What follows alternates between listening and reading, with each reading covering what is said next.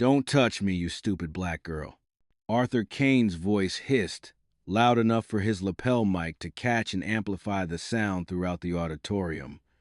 A sudden, deathly silence fell. Zoe Miller's hand froze on the microphone cable. Seconds earlier, Arthur's mic had crackled. She was simply doing her job, checking the connection to ensure everything was perfect for the conference's most crucial speech. But an accidental stumble had caused her to brush against the toe of his shoe. Arthur leaned down, his face flushed with anger and indignation. He growled, this time more viciously, directly into her face. Arthur's venomous growl still echoed in the absolute silence. A single sentence capable of destroying a person. But the fuse for this cruel moment was not something grand. It had begun just minutes before, with a faint crackle in the speakers, with the dedication of a girl who simply wanted to do her job well. The air at the Metropolitan Convention Center, New York, was thick with the scent of money and ambition. Stage lights swept across the tech world's leading minds, while on massive screens, numbers and charts danced, promising a future shaped by algorithms. Backstage, Zoe Miller was double-checking the soundboard. She wore the simple staff uniform, her hair neatly braided. "It's crackling again," a colleague named Ben sighed. "Arthur Kane's system always has issues." "And let me take a look," Zoe replied calmly. "Probably just a loose jack." She put on her headset and moved quickly towards the stage, where Arthur Kane, CEO of AetherTech, the tech giant, stood like a king. He glanced at the Patek Philippe on his wrist, his impatience evident. 5 minutes. "I don't have all day," he snapped at an assistant. For a moment, Zoe's eyes drifted to the adjacent hallway. Her mother, Elena, was quietly wiping up a spilled coffee. She saw her daughter, her tired eyes gleaming with a silent flicker of pride before she quickly returned to her work. A discreet nod between mother and daughter. That was their world, coexisting with this glamour. Zoe stepped onto the stage, bending down near the podium. Arthur recoiled uneasily, as if her presence contaminated him. "Hurry up!" he curtly commanded. Zoe didn't respond, her fingers moving swiftly over the connections. She quickly found the loose jack and secured it. As she straightened up, she accidentally lost her balance, and her knee lightly brushed against the highly polished toe of Arthur's leather shoe. A sudden, deathly silence fell. Arthur's voice hissed, cold and cruel, captured by the mic and amplified throughout the auditorium. "Don't touch me, you stupid black girl." All activity seemed to cease. Thousands of eyes fixated on the stage. Zoe froze, her chest tightening. Arthur didn't stop there. He leaned down, looking directly into her face, his voice full of contempt for everyone to hear. "What do you know about technology to even touch it? Your kind is only good for scrubbing floors." He finished, a sneer on his lips, smug in having taught a lesson to someone he deemed inferior. Zoe took a deep breath. She didn't cry, nor did she tremble. She simply lifted her head, looking straight into Arthur's eyes. Her eyes held no fear, only a chilling calm. She turned and walked off the stage with quiet dignity, leaving Arthur and his arrogance under the glaring lights. In the front row, legendary investor Richard Vance narrowed his eyes slightly. He had witnessed the entire incident. He said nothing, simply watching the girl depart, a nearly imperceptible nod appearing on his face. Seeing Zoe leave in silence, Arthur felt his authority challenged. He couldn't stand the fact that his prey showed no fear. He raised his hand, his tone shifting from anger to a condescending air, as if bestowing a lesson. "See, ladies and gentlemen," Arthur said into the mic, his voice echoing throughout the room. This is precisely the problem.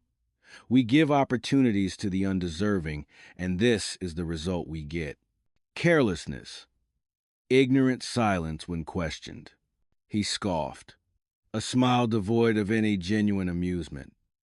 He watched Zoe's retreating back as she walked down the steps. I bet her highest qualification is a janitorial certificate. Perhaps we should be grateful she didn't spill soapy water all over the server system. A few forced, uncomfortable laughs rippled through the audience. Most people felt uneasy. The atmosphere grew heavy. Arthur glanced at a few other CEOs in the front row, as if seeking their approval for his malicious joke. He continued, his voice dripping with sarcasm, intentionally speaking, loudly enough for Zoe to still hear. Maybe I should send a complaint to her mother. I'm sure she's working somewhere around here, isn't she? Teach her daughter how to properly hold a mop, instead of letting her touch things worth millions of dollars. This comment crossed every line. It not only insulted Zoe, but dragged her mother into it. Zoe stopped completely, her hands clenched into fists. She could endure contempt aimed at herself, but the blatant insult to her mother was a red line. Her entire body trembled with cold, sharp anger. Richard Vance noticed it. He saw the young woman's shoulders tremble slightly. He saw the clenched fists. He had seen enough. Arthur's malice wasn't just arrogance. It had become a disease. And that disease needed to be treated with a shock. The insult to her mother was the final straw. Zoe stopped. Anger and pain welled up inside her. But instead of crying, a cold calm enveloped her. She would not show him weakness. She turned, walked decisively towards the technical control booth at the back of the auditorium, ignoring the whispers behind her. Ben, her colleague, hurried over. Zoe, are you okay? That jerk? I'm fine, Zoe interrupted, her voice steady but full of determination. But the sound isn't. She sat down at the control panel and put on her headphones. Arthur Kane had already begun his speech. Through the headphones, his voice sounded harsh and unpleasant. Zoe looked at the parameter screen, her anger now transformed into absolute focus. Her fingers moved quickly over the knobs and sliders. She filtered out the jarring sounds in his voice. She added a touch of warmth, making his voice sound more authoritative. She adjusted the speakers so the sound spread evenly throughout the auditorium, without any echoes. Then, she switched to the lighting control panel. The lights shining directly on Arthur's face were too bright and harsh. Zoe subtly adjusted them. She softened the main light, adding a touch of rim lighting from the sides. It all happened within a minute. The results were astonishing. Arthur's voice suddenly became better, more powerful. Under the adjusted lighting, he looked far more professional and impressive. His talk continued flawlessly. The man on stage had no idea that the person he had just trampled was now the one making him shine. The other technicians stood behind her, their mouths agape in astonishment. They looked at each other, then at Zoe with a mix of awe and fear.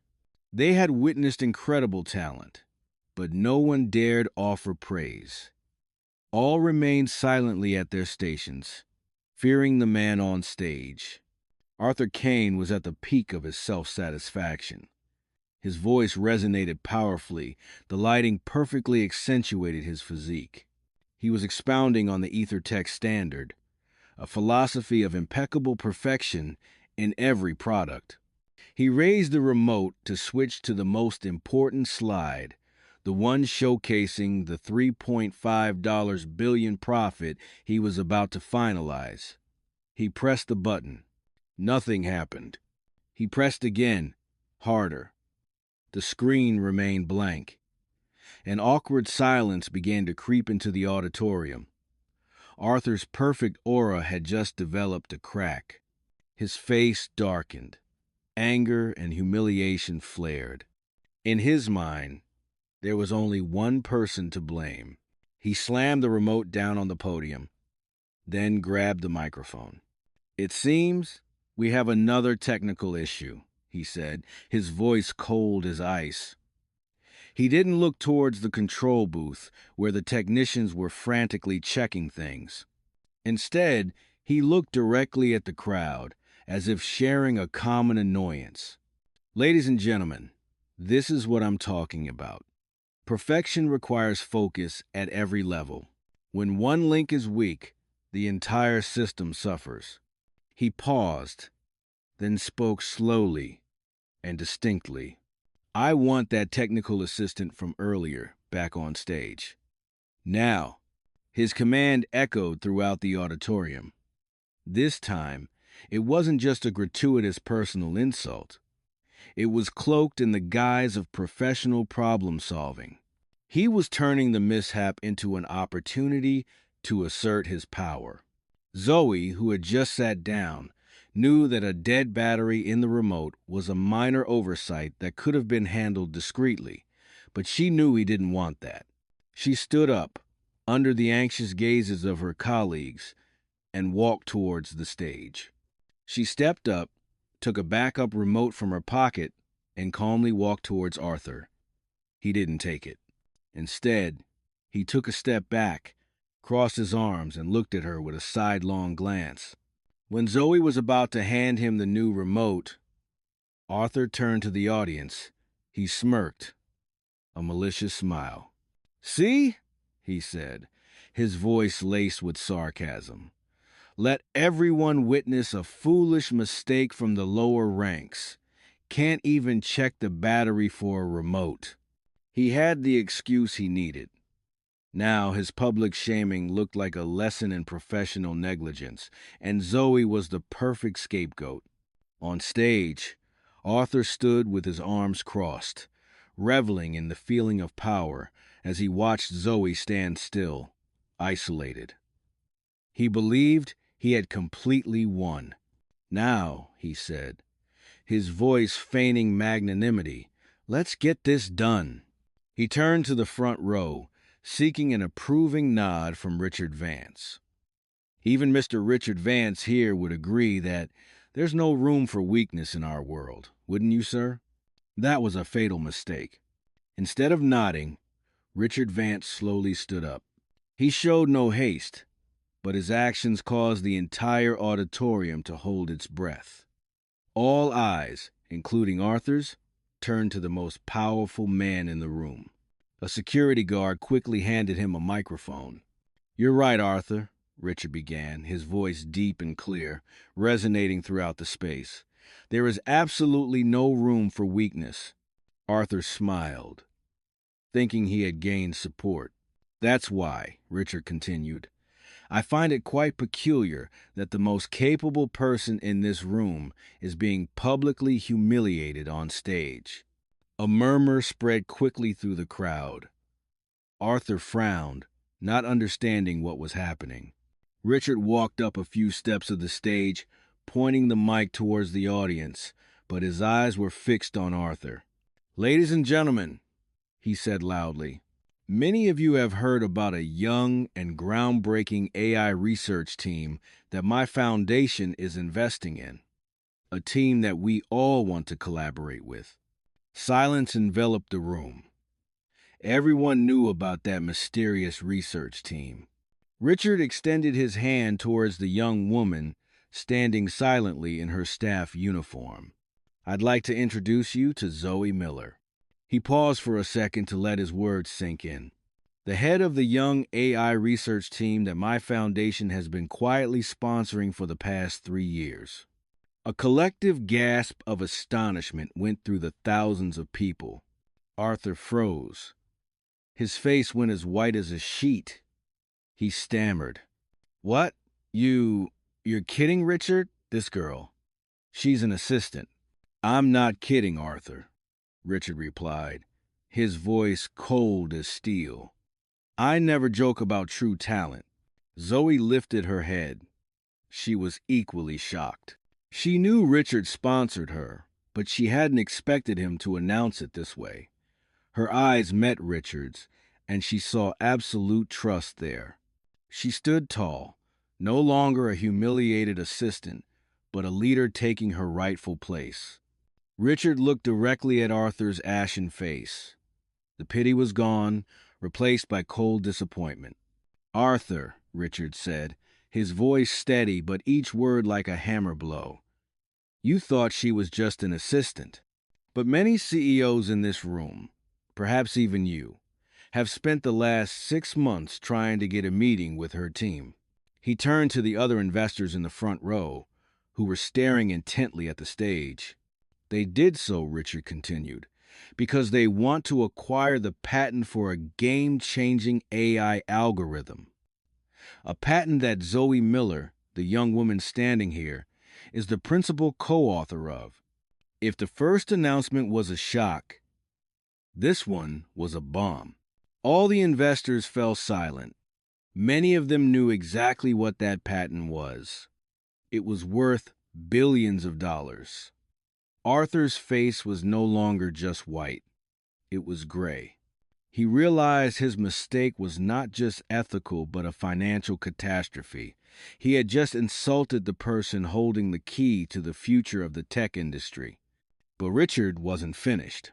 He needed to answer the question everyone was silently asking. Why? Perhaps you're wondering why such talent is wearing this uniform, fixing a faulty microphone. He turned back to Zoe, his eyes now full of pride. Because Zoe and I wanted an answer. We wanted to know, in this tech world that supposedly values talent, if a senior leader could see beyond skin color and uniform. Richard walked closer to Arthur, who stood frozen. She was here to test how senior leadership perceives talent, regardless of background. And today, Arthur, you have given us a very clear answer. Every word from Richard was like a public verdict. He hadn't just insulted an employee, he had failed the most important test in front of the entire investment world. After Richard's final declaration, the entire auditorium fell into a heavy silence. It was no longer the silence of astonishment, but the silence of judgment. Thousands of people, hundreds of investors, all looked at Arthur Kane as the most stark naked fool in the world. Arthur stood there motionless. He could feel everything crumbling around him. He wanted to say something, to refute, to defend, but his throat was dry. All words were meaningless now. The silence was broken by the sound of a chair scraping back. In the second row, Mr. Lee, the head of a major investment conglomerate from California and a key partner in the $3.5 billion deal, slowly stood up. He didn't look at Arthur. He looked directly at Richard Vance. "Mr. Richard," Mr. Lee said, his voice clear in the silence, "thank you for clarifying everything." Then he turned to his assistant and spoke in a cold tone, loud enough for everyone nearby to hear. "Inform the legal team. The deal with AetherTech is canceled immediately. We do not invest in a company whose leadership cannot distinguish between an asset and trash." A horrified murmur spread through the auditorium. The $3.5 billion deal, the foundation of AetherTech's future, the reason for this entire speech, had vanished in a single sentence. Immediately afterward, another woman stood up. She was Dr. Evelyn Reed, representing a large tech investment fund from Texas. "Our fund as well," she declared. "We are withdrawing all partnership offers. Furthermore, we wish to officially express our interest in collaborating directly with Miss Partner 6, Ado M. Zoe Miller's research team." It was a finishing blow. Not only were deals canceled, but they publicly announced their intention to work with the very person Arthur had just disparaged. A silent tsunami began. Throughout the auditorium, people pulled out their phones. The sound of typing keyboards filled the air. They were no longer listening to Arthur, they were selling. On tablets, Aethertech's AET stock chart began a historic plunge, a vertical red line plummeting towards hell. In just a few minutes, Arthur's company lost hundreds of millions of dollars in value. An entire empire built on arrogance was collapsing in real time. Arthur staggered back, his face drained of all color. He heard his phone vibrate incessantly in his pocket, surely from his board of directors. But he didn't dare answer. He knew it was all over. His empire had turned to ashes, right on his most glorious stage. Arthur was not dragged off the stage. He walked off himself, but those were the heaviest steps of his life. No one looked at him. Thousands of people were there, but he felt utterly alone. He was like a ghost passing through a crowd that had turned its back on him. Before he even reached his hotel, the video of the public shaming had gone viral. It wasn't just news. It had become a symbol of toxic arrogance in the tech world. Aethertech's emergency board meeting was held via video call that very night. The decision was made in minutes. Arthur Kane was fired. The reason was not just his disgraceful behavior, but his unforgivable stupidity. He had publicly insulted a billion-dollar asset. His arrogance had become the sharpest knife, used to stab his own career. The stage he used to assert his power had become the execution block for his reputation. Days later, at a globally televised press conference, Zoe Miller stood on a different stage. This time, she wasn't wearing a technician's uniform. She wore an elegant suit, and standing beside her was Richard Vance. Today, Richard announced, we are not just investing in technology. We are investing in people. He turned to Zoe with a proud smile. I'd like to introduce the new Director of Global Talent Development for the Vance Foundation, Miss Zoe Miller. As Zoe stepped to the podium, applause erupted. She looked at the crowd, her eyes calm and full of confidence. I have stood on both sides of this stage, she began. I have been invisible, and I know there are countless talents out there who are just as invisible as I was. My mission is to ensure that we never miss another talent, simply because they don't come from the right place or don't have the right look. Her mother, Elena, sat in the front row, no longer in her cleaner's uniform, but in a dignified dress. Tears streamed down her face, but they were tears of boundless pride. The story of Arthur Kane quickly became a cautionary tale circulated in every corporation. It proved that contempt and arrogance can destroy a career in an instant. Conversely, Zoe Miller's story became a source of inspiration, a testament to the fact that true value lies in talent, character, and how we treat others. Because in this connected world, one word can lift a person up and can also bring down an entire empire.